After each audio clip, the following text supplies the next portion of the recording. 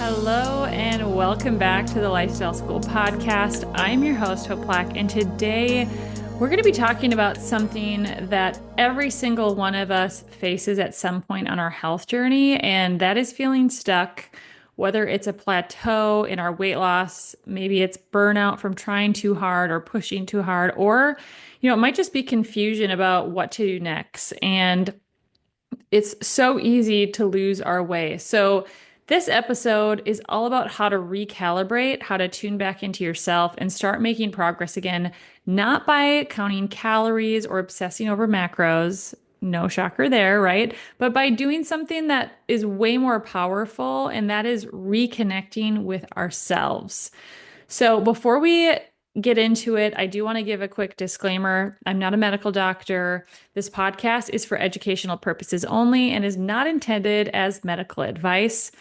Always consult with your doctor before making any changes to your health plan. So, I want to start by sharing a little story of my life. I don't know that I've actually talked about this much on the podcast before, but so about 2.5, almost 3 years ago now, my husband and we left Minnesota to move to California for him to finish his medical training at Stanford. And at that time, our youngest, we have 3 kids.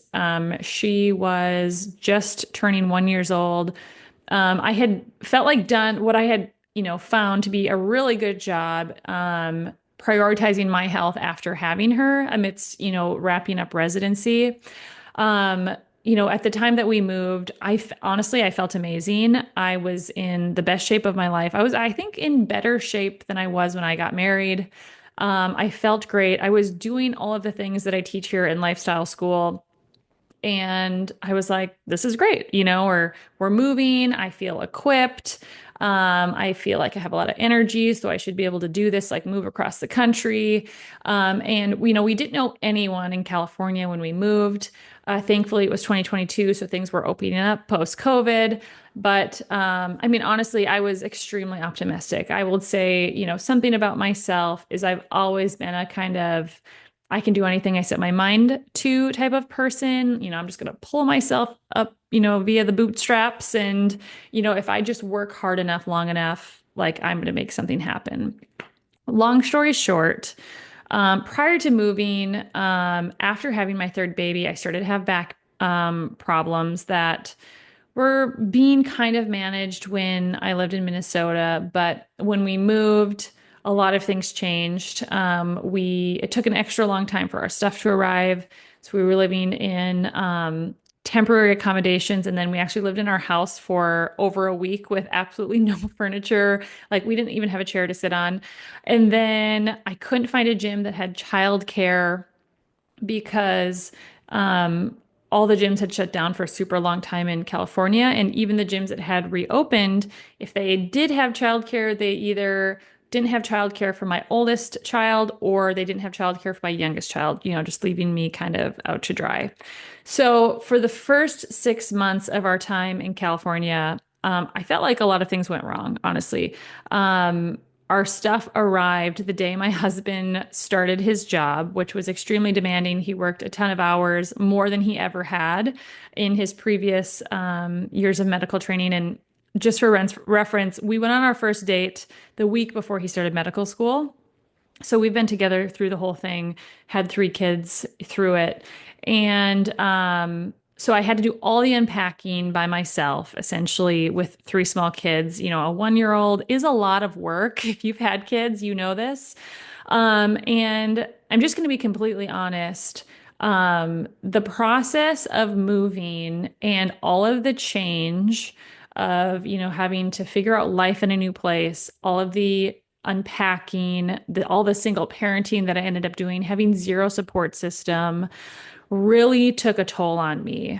And, I didn't have my normal outlets. I was no longer working as a health coach in clinic, which was a huge adjustment. I didn't actually think it would be as hard to not do that as it was, but it definitely did.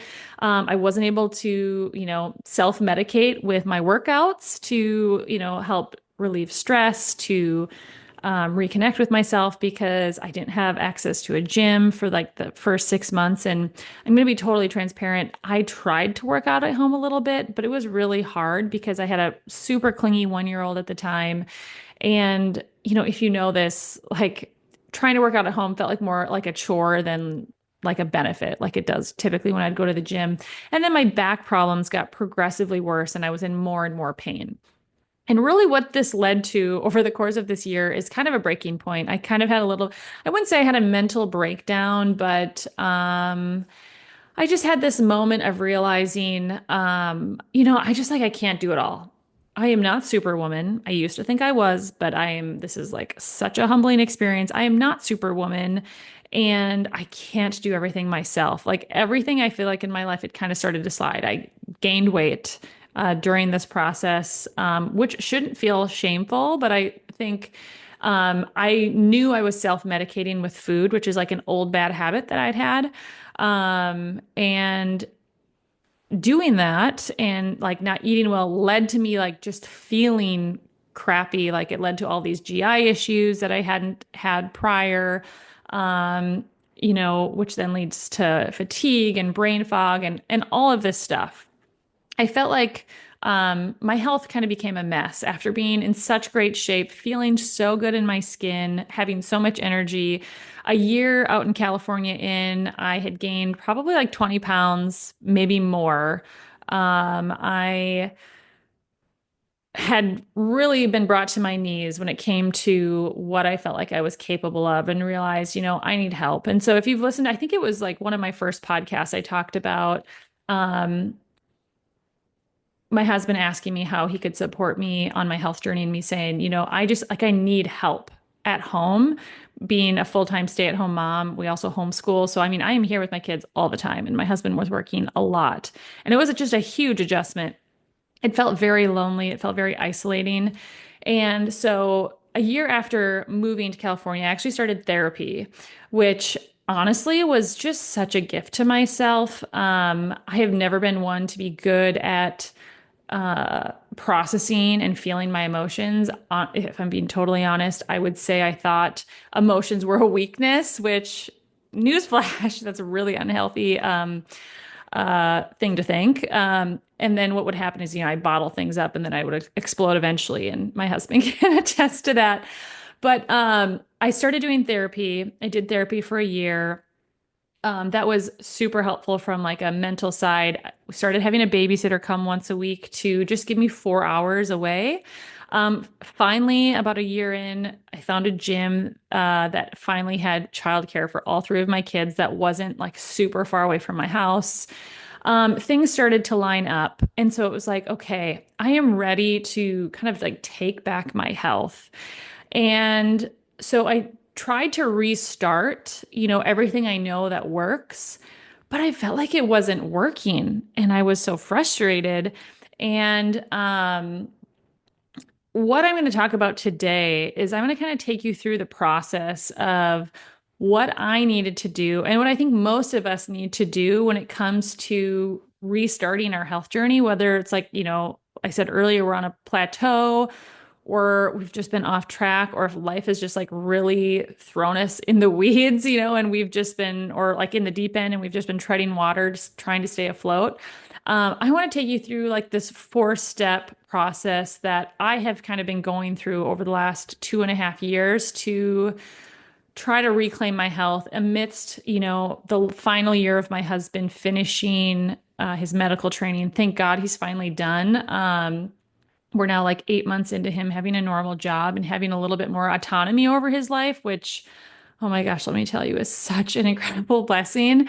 But it was 2 years of training out here in California that were nothing that I think I could really prepare myself for. And like, I just want to say this, if you are a woman, mom, or just even spouse of a medical trainee, I just want to say my heart goes out to you. And if you want to reach out to me, I would like love to be a support system for you because I needed that. And I didn't even know I did until I kind of crashed and burned a year into fellowship. So, um, Today we're going to go through 4 steps that I've been, taking myself through to kind of reclaim my health and get back on track in my weight loss journey. And I mean, honestly, it's been such a journey. And like, I want you to know as you're listening to this podcast that, I've been a health coach for a decade. That's a kind of a long time. But I'm still learning, every day I'm learning something new. And so I just want to put that out there because you might feel like, you need to know everything to get started. And the answer is like, you absolutely do not need to know everything. This whole process of becoming our healthiest, best selves is just a process that, like, it's like peeling an onion, right? Like, you think you do one layer, um, it's okay for a while, and then you need to peel another layer. And it's just like, there's so many layers to it. Okay, with all that, I'm going to start to like talk about the actual topic of our podcast today, which is these 4 steps. So the first step that I needed to do, and that I find that my clients need to do in this process of reclaiming our health journey, is we have to reconnect with ourselves. Like, we live in a world that is so full of noise, so many notifications on our phone, social media. If you're a parent like I am, your kids are asking for a snack 20 million times a day, or if they can do that craft someone gave you good-heartedly, but is really just like a lot of work for you. That's my life right now. Maybe you have a ton of work demands, and honestly, what I find is that for myself, many times I go through my days on autopilot. And, I don't think that that's a bad thing, necessarily. Typically, I'll get to the end of the day and be like, what did I even do today? Was I productive? But I think we do that. We like run on autopilot to conserve energy because there is so much like so many different things calling for our attention, so much noise, like and we aren't really meant to take it all in, right? We're like meant to live in nature. We're not meant to live like with all these billboards on the road and signs and social media and TV and Netflix, our computers. It's a lot. But the problem is that autopilot doesn't work when we're trying to transform our health or change our life, right? We can't fix something if we don't even realize that it's broken. And so I think the first step when it comes to finding our way back to ourself, really, is we have to start taking these intentional pauses throughout our day, and we have to actually check in with ourselves, right? I'm sure there's been, so many times where you're just, going about your day and it's like you kind of like wake up and you find yourself like looking for a snack in the snack cabinet or maybe the fridge. And you're like, how did I get here? And you're like, am I hungry? What sounds good? And then, if you really actually take a moment to think, you're like, I'm actually not hungry. I'm just bored, or maybe I'm lonely, or whatever, it is. And so I think having these intentional pauses to just ask ourselves, like, how am I feeling? Am I sad? Am I lonely? Am I happy? Do I feel anxious? Like, what is it that's actually going on the inside? Um, and you know, trying to figure out what's the underlying current of what's driving my autopilot right now. And I think when it comes to doing these check-ins with ourselves, I think it's really, really important that we take some time to like write it down, especially at first, because I don't know about you, but my brain is like a computer with 20 or more tabs open every day. And I don't really remember, what we ate for lunch yesterday. So taking a journal and writing down as you're checking in with yourself, like, in the morning, how did you feel when you woke up? Were you tired? Were you energized? Like taking note of that. And then, maybe even thinking, like I didn't sleep very good, or I got, 8+ hours of sleep, woke up feeling great, or maybe you get 8 hours of sleep and you didn't feel great. Like just notating how are you feeling? What do you think the inputs were to that feeling? Maybe that looks like at the end of the day, thinking back, that night before you go to bed, just jotting some notes in a journal saying, my stress was high today. I did a lot of snacking. Or maybe like today was a great day. Hunger was under control. Only ate at mealtime. Mood was good. Talked to a friend on a phone. Just like making these notes that are going to kind of give you some data and some input into patterns of behavior, I think is just so valuable. I would much, much, much rather a client that I'm working with do some journaling like that versus counting their macros and their calories. Because if you listen to last week's episode about metabolism, um, I just, you're just not going to get a good return on your investment when it comes to time and tracking your calories. I'm just going to be honest. And I know in even other previous episode, like people just aren't accurate when they track their calories. Okay, I digress. But tracking, how you're feeling, like what are these like lifestyle habits that you're doing, and then what is the result, is going to give you some really, really good insight into like where are the patterns in your lifestyle, like what is actually happening, and how can you take that data and then make change in the future. Because the second step when it comes to this process, this four-step process that I'm taking you through, is you have to reconnect with yourself, and then from there you have to evaluate honestly what you've observed and like how you're doing.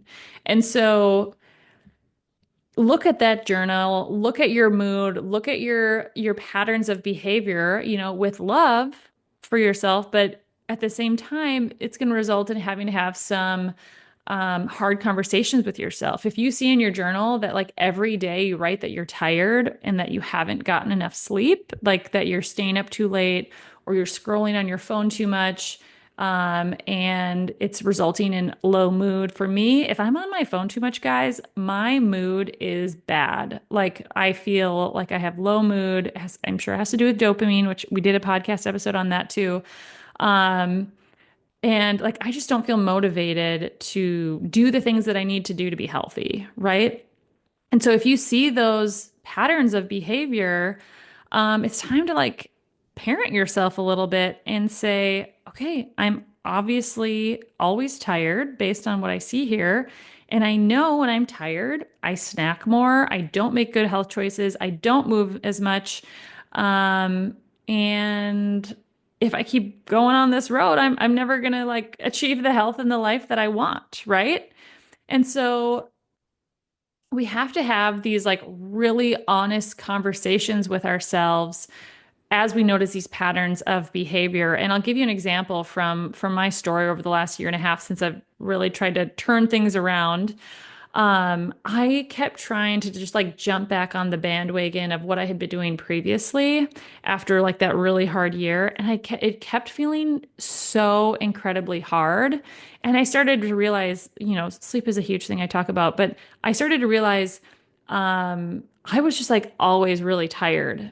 And so what I did is I actually took about a month, and I didn't focus on anything else on my health journey. I wasn't focusing on fasting. I wasn't focusing on workouts. What I was focusing on, and you might laugh at this, but I focused on sleeping. I took naps almost every day that I could. And I chose not to feel guilty about it because I think a lot of times, I mean, obviously, I think I'm really, really blessed to be able to take naps. I know it can be incredibly difficult to find time if you have small kids or if you work and stuff, but I prioritize sleep. I took naps. I went to bed early. I don't know if I slept late, but I was really, really intentional about my sleep for like a month straight. And I will tell you that month of intention about my sleep paid off hugely, um, because I was able just to show up in a totally different way, for my life, for my fast, for my food choices, and it made a huge difference. But I had to like first realize and evaluate, what was happening before I could even make that decision. And, this evaluation part might feel uncomfortable. It might feel, um, you know, kind of, you know, I don't know. It might feel like it's revealing things you don't want to admit to yourself. Let's be real. But it is absolutely necessary, because you can't change what you won't confront. And that's, a hard thing to sit with. And so the third step, um, after you've taken that time to reconnect, when you're, doing some intentional check-ins with yourself, you're writing things down, and then you're starting to notice these patterns of behavior, is you have to then plan intentionally where you need to go. Maybe after the evaluation process, you realize like that your goal is not the right goal right now. Could actually be very true. That's what happened to me when it came to sleep. My goal was to lose weight when my goal really should have been to like just sleep more so I can rebuild my adrenal function, and my buffer, right? And so after you've had that evaluation time, you have to really plan. Planning, guys, is central. If you've ever worked with me, if you've come to my community meetings on Mondays, which if you haven't, come join us. It's a free community meeting over Zoom. We're a small but mighty group. I like to say we meet at 11:30 Pacific Standard Time, which is 1:30 Central Time, for about 30 minutes. I share on a topic. We share a win, fail, and a goal for the upcoming week. Again, that's a great like check in with ourselves too, right? As we're trying to reconnect with ourselves, it forces us to do that with other people, which is great. Um, but oh, I was gonna say, if you've been in these community meetings, if you've worked with me in coaching, my saying that I say all the time. I think it's Benjamin Franklin who says it. If you fail to plan, you plan to fail. Okay.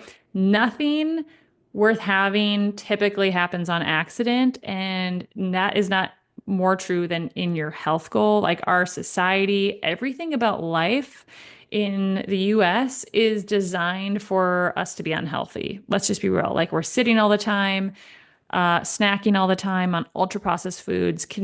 Convenience is ultra processed food. We're way overbooked, way too busy. Um, Things aren't going to happen on accident. Like you're not going to get healthy on accident, typically. And so we have to start planning and figuring out, how can I start overriding autopilot in my life? Maybe that's setting timers on your phone. Maybe that is, putting things actually into your schedule. If you want to prioritize sleep, you have to have a bedtime plan, or routine that it's like, if your plan is to be in bed by 9 at 8 o'clock, like you are starting the bedtime process. Because I think for so many of us, especially when it comes to bedtime, we're like, oh, I want to go to bed at 9. And then it's like 8:55 and we're like, oh, we got to get ready for bed. And then we're not in bed till 9:30, right? That's how it always works. We have to plan and we have to prioritize it. Um, and if we want it to actually happen, if you want to move more, if you want to start like getting those workouts in, put it in your calendar like it's a meeting and show up to it like it's, a requirement, right? And maybe something that has been really hard for you is meals. I think for most people, meal planning is one of the hardest things because there's like so many steps to the process. You gotta buy the food, you got to prepare the food, and then you got to cook the food, and then you got to clean the food. And again, that's part of the reason why I love fasting, because it just, some days you just don't have to do any of that because you're not eating. It's great. But if you want to avoid snacking, if you want to avoid eating those like quick and easy meals that are not promoting your health, you have to meal plan. You have to have like a day of the week you go to the grocery store, because it's not going to happen on accident. Forethought is the antidote to failure. And if you fail to plan, you're by default planning to fail. And the fourth step in this process, which I think is honestly, this is like the moment I have that hard conversation with you. But we have time and we prioritize what matters most to us. And I think if we're having a really honest conversation with ourselves, many of why can't I talk? I don't know what just happened. If we're having an honest conversation with ourselves, I think many of us would realize like we're not actually prioritizing health in the way that maybe we think we are in our mind.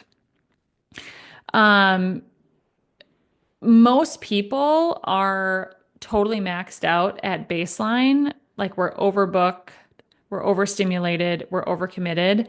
And then we want to, get healthy. And so we try to add all of these like health changes on top of that. But we can't just add health in and expect ourselves to make these big changes. We have to make space for ourselves to get healthy, right? And that's going to mean saying no to things, which is super hard.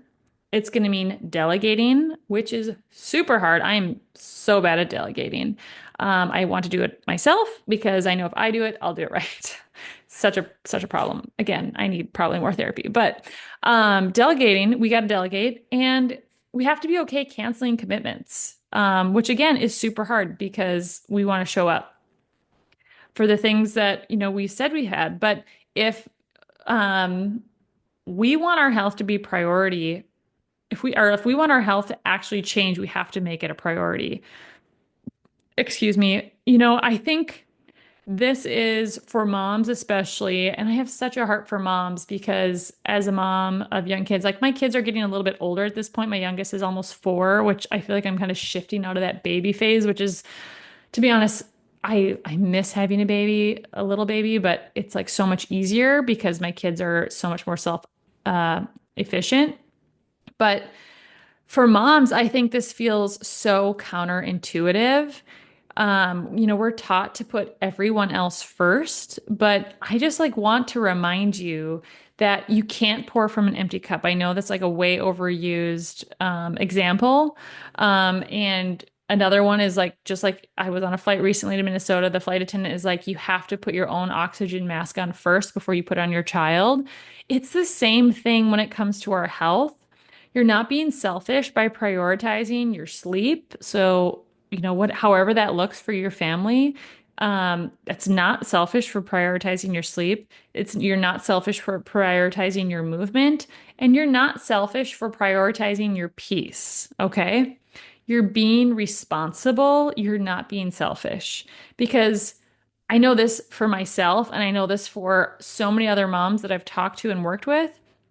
When we show up for ourself and when we become our healthiest self, physically, mentally, emotionally, spiritually, we are better mothers, we're better partners, and just generally, at least for me, I am a much better human. So we have to stop thinking that if we put ourselves first when it comes to pursuing health, eating those healthy foods, getting the sleep, getting the workouts, um, nothing's going to change, I should say, until we put ourselves first.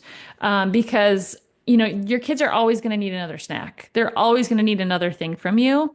At least that's my experience. And, it's good. And we're supposed to take care of our kids. And obviously, my kids are a huge priority for me. But we have to remember that like if we want to show up the best for our kids, we have to first show up for ourselves. And I think that's a really, really hard thing for especially moms to wrap our heads around. I don't think it's as hard for dads, honestly. But for sure for moms. And so at the end of the day, we have the time, we have the money, we have whatever it is we need for whatever is important to us, right? And if your health is a priority, you need to have that hard conversation with yourself. And if you've been like on this journey for a while and things aren't going well, you have to figure out like, am I actually prioritizing this? And maybe you are. And maybe you're just not doing it the right way. Maybe you're focusing on calories and macros and your metabolic health is a mess. And that's a whole nother conversation. But we have to make sure we're making room, like we're clearing space for this priority of health because like I said, it's not going to happen on accident and it's not going to happen as an add-on to all the other million things that we're already doing. So in closing, I know this is a little bit different of an episode today, but I think it's really important. If you're feeling lost on your health journey, I just want to remind you you're not broken, you're not failing, you're just in need of pausing and realigning, likely, right? And the 4 steps is, first, we have to reconnect with ourselves. We have to check in with ourselves and, connect with like what are our actual needs that we're maybe neglecting, living on autopilot. And then we have to evaluate honestly, have those hard conversations with ourselves. We have to plan, plan, plan, plan, plan. We have to become an expert planner. And then lastly, we have to prioritize this if this is truly what matters to us. And I just want to encourage you, I've been on this journey for a long time, figuring out my own health, and I want to cheer you on. And I want you to know that I really think you've got this. I think you can do hard things. I think you're capable of so much more than you give yourself credit for. And if you need help walking through this in real time, that is what we do at Lifestyle School. That's what I do with my clients in my 8-week personalized coaching program. And I just also want to remind you, this is not about perfection. This is about making a little bit of progress day after day, celebrating those small wins and watching them accumulate into really big change. So with that, I want to say thank you so much for spending time with me today, listening to this episode. If it helped you, I'd love for you to share it on your Instagram or Facebook, share it with a friend. If you could subscribe and leave a review for me on my podcast, that would help me so much. It's really hard to get the word out about this podcast so that people can find it and listen to it. And so anything you can do would help me so much. And I would really, really appreciate it. All that to say, until next time, just keep showing up for yourself. Your future self is going to be so glad that you did. We'll see you next week for the Lifestyle School podcast.